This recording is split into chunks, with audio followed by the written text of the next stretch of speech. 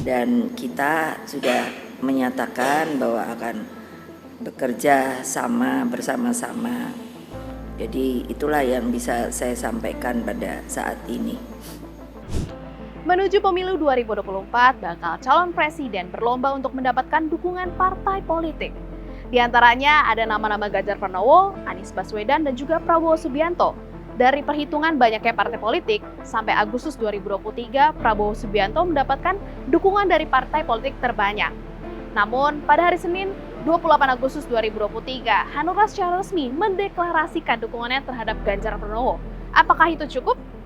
Lantas, siapa sebenarnya calon presiden yang mendapatkan dukungan terbanyak dari partai politik? Sebenarnya Hanura itu partai pertama setelah saya diumumkan Ibu Mega pada tanggal 21 pagi itu. Sorenya Hanura, hanya memang beliau mau bekerja dulu, mengkonsolidasikan partainya dulu, dan akhirnya hari ini bisa bertemu. Tentu ini energi yang bagus buat kami, karena selama bulan ini kami mengkonsolidasikan seluruh kekuatan udara, darat, ya, termasuk dari partai-partai yang insya Allah sebentar lagi akan kita konsolidasikan. Sehingga nanti setelah saya 5 September selesai, saya akan berkeliling seluruh penjuru Indonesia dan beberapa tempat di luar. PDIP sejak awal sudah mencapai presidensial threshold, di mana berdasarkan Undang-Undang Pemilu, pasangan baca pres dan bacawa pres harus memenuhi persyaratan perolehan kursi parpol atau gabungan parpol pengusung minimal 20% dari kursi DPR atau 25% dari suara sah nasional. Kandidat calon presiden PDIP Ganjar Pranowo sudah mendapat dukungan dari PPP, Perindo, dan Hanura.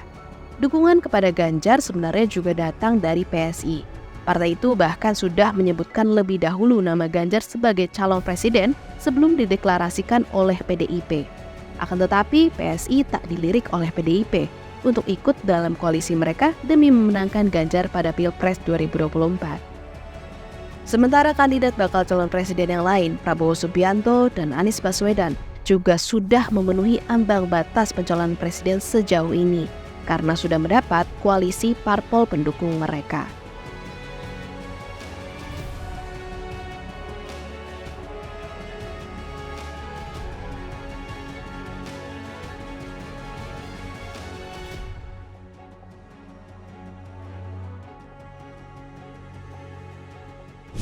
Meskipun konfigurasi Pilpres sudah mengerucut pada 3 poros, namun yang masih alot adalah siapa yang menjadi cawapresnya nanti.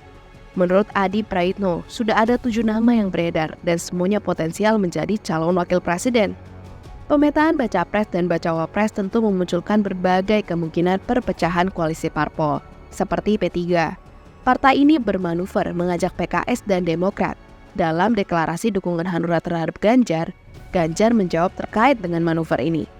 Wacana yang dikembangkan tentu sampai hari ini P3 masih bersama PDI Perjuangan. Dalam pertemuan resmi dukungan Hanura atas Ganjar Pranowo, Ketua Umum Hanura, Oso, menerangkan bahwa belum ada bacawa pres yang akan diusung oleh Hanura. Yang kita dukung adalah presiden yang didukung oleh partainya, dan kita dukung. Nah, kita dukung itu terus kemudian kita bersama-sama bekerja sama. Nanti akan banyak lagi yang ikut. Lantas masalah capres-cawapres itu belum sampai ke situ. Karena ini satu pun nggak ada yang udah ada, ya kan? Capres sama cawapres belum ada juga. Sementara itu, penentuan cawapres dari kubu sebelah, Prabowo Subianto, juga alot, terutama bagi PKB yang mematok harga mati Cak Imin.